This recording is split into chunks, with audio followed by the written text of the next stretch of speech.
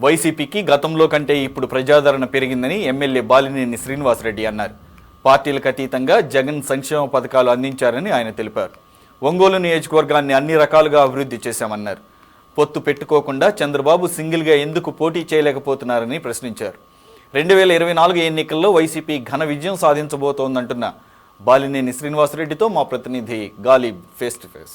వైసీపీకి సంబంధించి ప్రజల నుంచి ప్రచారంలో ఏ విధంగా స్పందన వస్తుందో మనతో పాటు బాలినేని శ్రీనివాసరెడ్డి గారు. సార్ చెప్పండి సార్, ఎలా ఉంది ప్రచారం?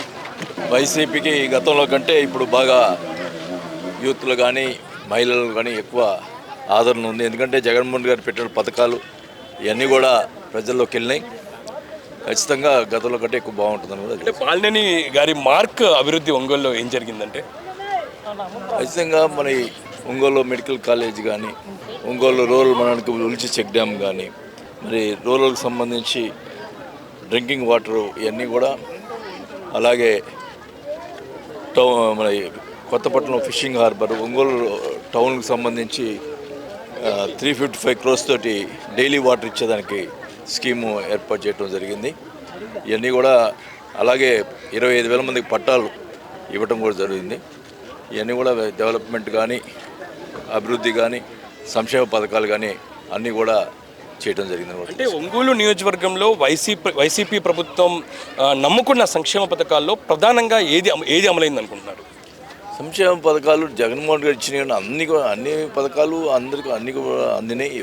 ఎవరు కూడా ఒక పార్టీ అని చూడలేదు, అందరికి కూడా ఇవ్వడం కూడా జరిగింది. కానీ అట్లే ఇళ్ల పట్టాలు కూడా అందరికీ అన్ని పార్టీలకు ఇచ్చాం. ఎక్కడ కూడా విభేదాలు లేకుండా ఒక పార్టీ అనేది చూడకుండా ఇవ్వడం జరిగింది. అన్ని రకాలుగా అభివృద్ధి చేసాం తప్ప ఒక పార్టీ అనేది చూడలేదు. ఎలక్షన్లోనే పార్టీ, మిగతా టైంలో అంతా అందరూ. సార్, ప్రధానంగా 3 పార్టీలు అంటే కూటమి పేరుతోనే ఇప్పుడు ప్రజల్లో ఎన్నికలకు వెళ్తున్న పరిస్థితి కనపడుతుంది. వైసీపీ ఒంటరిగా పోటీ చేస్తుంది. అంటే రాబోయే ఎన్నికల ఫలితాలు ఏ విధంగా ఉండబోతున్నాయి? ఇప్పుడు 2014లో కూటమి, చంద్రబాబు నాయుడికి అందరూ ఒకసారి ఏమన్నా బీజేపీ అంత జీవితంలో ఇంకా బీజేపీతో పొత్తు పెట్టుకుని ఉంటాడు. 2014 మధ్యలో వాళ్ళని వదిలేసి బీజేపీ అంత వరస్ట్ పార్టీ అని మాట్లాడాడు. ఇప్పుడు మళ్ళీ మోడీ కావాల్సి వచ్చి మళ్ళీ బీజేపీ పొత్తు పెట్టుకుంటున్నాడు. మరి నిజంగా 18 సంవత్సరాలు ముఖ్యమంత్రిగా చేసినటువంటి చంద్రబాబు నాయుడిని నేను ఒకటే అడుగుతా ఉన్నా, సింగిల్గా ఎందుకు పోటీ చేయలేకపోతున్నావు? నీకు అంత అనుభవం ఉంది, అది అన్నావు, అన్ని పార్టీలు కలుపుకొని పోటీ చేయాల్సి వస్తుంది, సింగిల్గా ఎందుకు పోటీ చేయలేకపోతున్నావు? అది ఒకసారి ప్రజలకు చెప్పాల్సిన అవసరం ఉంది.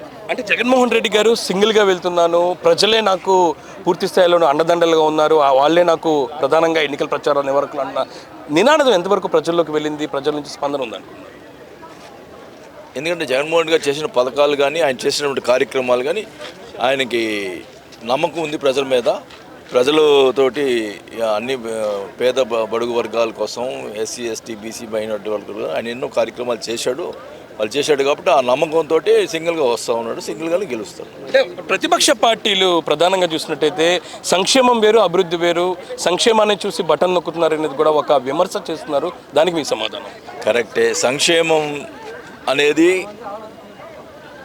దానివల్ల రాష్ట్రం శ్రీలంక అవుతుంది అని చెప్పి మాట్లాడాడు చంద్రబాబు నాయుడు. మళ్ళీ ఇప్పుడు ఎందుకు అదనంగా జగన్మోహన్ గారు చెప్పేదానికంటే ఎక్కువ పథకాలు హామీ ఇస్తున్నాడు? అంటే ఎలక్షన్ కోసం హామీలే కదా, ఇది చేసేదానికైతే చేయలేరు కదా.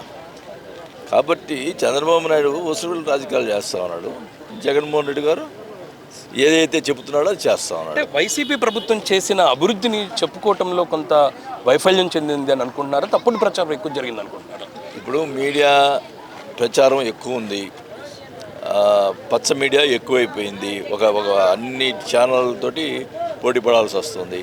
ఏమైనా కానీ ఎన్ని మీడియాలు చేసినా కానీ ప్రజలకు జరిగినటువంటి న్యాయం తెలుసు కాబట్టి ఒకటే చెప్తున్నాడు. ఏ సీఎంఎస్ కూడా నేను ఇంతవరకు రాజకీయ చరిత్రలు చూడలే, నేను మంచి చేసి ఉంటే నాకు ఓటు వేయండి అని చెప్పిన సీఎం ఒక జగన్మోహన్ రెడ్డి గారు. జూన్ 4 ఫలితాలు ఏ విధంగా ఉండబోతున్నాయి? ఫైనల్గా జూన్ 4 ఫలితాలు ఏ విధంగా ఉండబోతున్నాయి సార్? ఖచ్చితంగా వన్ సైడ్గా వైసీపీ గెలుస్తుంది. ఇది పరిస్థితి. వైఎస్ఆర్ కాంగ్రెస్ పార్టీ ఒంగోలు నియోజకవర్గంలో పెద్ద ఎత్తున అభివృద్ధి చేసింది. ఖచ్చితంగా వైసీపీ గెలవబోతుంది. వైసీపీ సింగిల్గా వచ్చినా సరే రాష్ట్రంలోని ప్రజాదరణ మరోసారి ఉండబోతుంది. జూన్ 4న వన్ సైడ్లోనే వైఎస్ఆర్ కాంగ్రెస్ పార్టీ ప్రభుత్వం ఏర్పడబోతుంది అనేది కూడా మాజీ మంత్రి, సీనియర్ నేత బాలినేని శ్రీనివాసరెడ్డి ధీమా వ్యక్తం చేస్తున్నారు.